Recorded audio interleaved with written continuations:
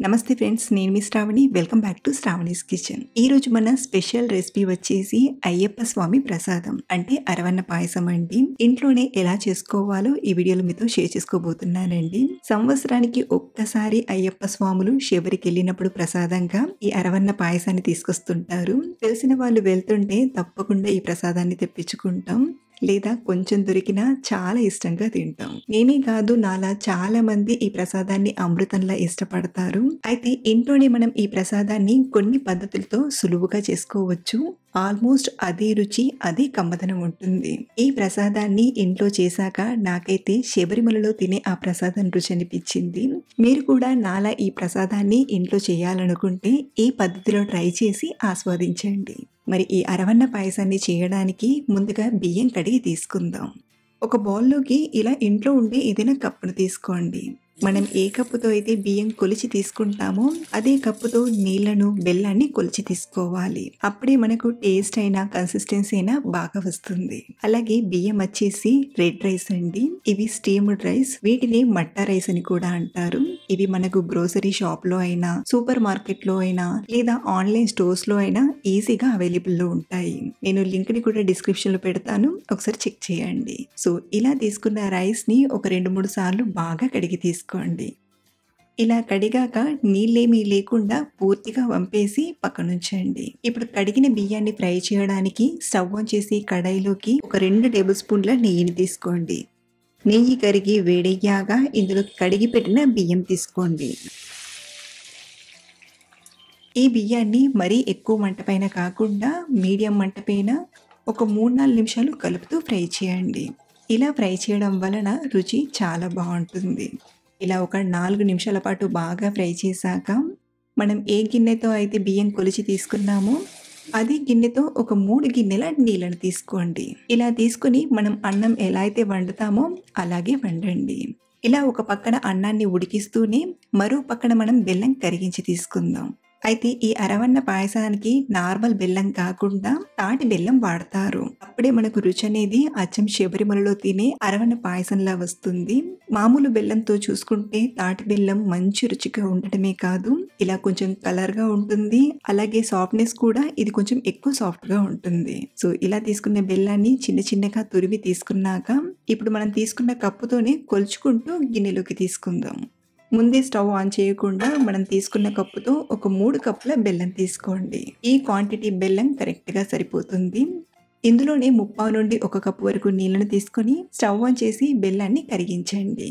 ఇది బెల్లం ఎలా అయితే కరుగుతుందో అలా నురగగా వచ్చి ఆల్మోస్ట్ గిన్నె నిండుగా వస్తుంది. అలాగే మనం ఈ బెల్లాన్ని డైరెక్ట్గా వేయకుండా ముందుగా ఇలా కరగబెట్టి ఫిల్టర్ చేసిన తర్వాతే వాడాలి. ఇందులో కొంచెం నలకలు, పూసల్లా ఉంటాయి కాబట్టి తప్పకుండా ఇలా బెల్లాన్ని కరిగించి ఫిల్టర్ చేసే వాడాలి. పాకం పట్టాల్సిన పని లేదండి. బెల్లం కంప్లీట్గా ఇలా కరిగిపోతే సరిపోతుంది. ఇప్పుడు స్టవ్ ఆఫ్ చేసేసి దీన్ని పక్కనుంచండి. మనం ఈ పాయసం కోసం అన్నం ఉడకాలే కానీ మరీ మెత్తబడద్దు. ఇందులో తీసుకున్న నీళ్లు ఆల్మోస్ట్ ఇలా దగ్గర పడ్డాయంటే మనకు కావలసినట్టుగా అన్నం ఉడికిపోతుంది. ఇలా మనం అన్నం మెతుకులను తీసుకొని నొక్కి చూసామంటే చూడండి, అన్నం ఇలా ఉడికిపోవాలి. అన్నం ఉడకక ముందే ఇందులోకి మనం బెల్లం తీసుకున్నామంటే ఇంకా గట్టి పడిపోయి మరీ గట్టిగా అనిపిస్తుంది. కాబట్టి ఇలా అన్నం ఉడికిన తర్వాతే బెల్లం నీళ్ళను తీసుకోండి. ఎందుకంటే ఇందులోకి మనం కరిగించిన బెల్లం తీసుకున్నాక లైట్గా అన్నం అనేది గట్టిపడుతుంది. ఈ విషయాన్ని చూసుకొని చేశారంటే ఇంట్లో చేసిన అరవన్న పాయసం చక్కగా కుదురుతుంది. సో ఇప్పుడు ఇందులోకి మనం కరగబెట్టిన బెల్లం నీళ్ళను వడగట్టి తీసుకోండి. ఇలా వడగట్టేటప్పుడు కొంచెం స్లోగా ఫిల్టర్ అవుతూ ఉంటుంది. చివరిలో ఉన్న బెల్లం సిరప్ని కొంచెం స్పూన్తో అటు ఇటు అని ఫిల్టర్ చేస్తే సరిపోతుంది. సో ఇలా బెల్లం నీళ్ళను మొత్తం తీసుకున్నాక ఒకసారి బాగా కలిపి ఉడికించండి. ఇప్పుడు కవర్ చేసి మంటను మీడియం ఫ్లేమ్లో పెట్టి ఒక 10-12 నిమిషాల పాటు ఉడికించండి. ఇలా ఉడికిస్తున్నప్పుడు మధ్య మధ్యలో కలుపుతూ ఉడికించండి. ఒక 7-8 నిమిషాల తర్వాత చూపిస్తున్నాను. చూడండి, అరవన్న పాయసం కాస్త దగ్గర పడింది కదా. ఇప్పుడు ఇందులోకి 1-2 టేబుల్ స్పూన్ల సన్నగా చిన్నగా కట్ చేసిన ఎండు కొబ్బరి ముక్కల్ని, అలాగే 1-2 టేబుల్ స్పూన్ల నల్ల ద్రాక్షలను తీసుకొని కలిపి మరొక 4-5 నిమిషాలు ఉడికించండి. ఇలా బెల్లం పాకంలో అన్నం ఉడికించడం వలన మనకు ఈ పాయసం ఎక్కువ రోజుల వరకు ఉంటుంది. మరొక 4-5 నిమిషాలు అయ్యేసరికి పాయసం ఇంకాస్త దగ్గర పడింది.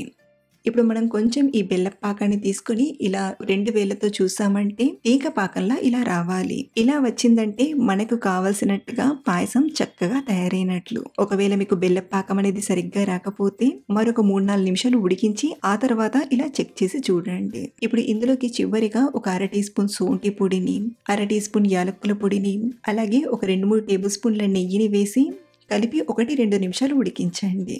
అలాగే వీటితో పాటు శనగపప్పంతా పచ్చకర్పూరాన్ని తీసుకొని బాగా కలపండి. ఆ చిన్న వీడియో క్లిప్ అనేది మిస్ అయిపోయింది. సో ఇలా ఒకసారి బాగా కలిపి 1 నిమిషం పాటు ఉడికించి స్టవ్ ఆఫ్ చేసేయండి. ఇలా చేసిన ప్రసాదాన్ని దేవునికి నైవేద్యంగా పెట్టి మిగిలిన ప్రసాదం పూర్తిగా చల్లారిపోయాక మనం ఒక బాటిల్లోకి తీసుకుని స్టోర్ చేసుకున్నామంటే ఇంట్లో రూమ్ టెంపరేచర్లో పెడితే వారం రోజుల వరకు నిల్వ ఉంటుంది. అదే ఎక్కువ రోజులు ఎంజాయ్ చేయాలనుకుంటే ఫ్రిడ్జ్లో పెట్టుకొని నెల రోజుల పాటు తినేయొచ్చు. ఇలా మనం సులువైన పద్ధతిలో అరవన్న పాయసాన్ని ఇంట్లోనే మంచి రుచిగా చేసుకోవచ్చు. సంవత్సరంలో ఒక్కసారైతే శబరిమల నుండి తెచ్చిన ప్రసాదాన్ని తింటుంటాం. వేరే టైంలో తినాలనుకుంటే మాత్రం ఇలా ఇంట్లోనే ట్రై చేసి ఆస్వాదించండి. అలాగే ట్రై చేశాక మీకు ఎలా వచ్చిందో కింద కామెంట్లో చెప్పడం మర్చిపోవద్దు. మరిన్ని టేస్టీ అండ్ సింపుల్ రెసిపీస్ కోసం మన ఛానల్ని ఫాలో అవ్వండి. Thank you for watching.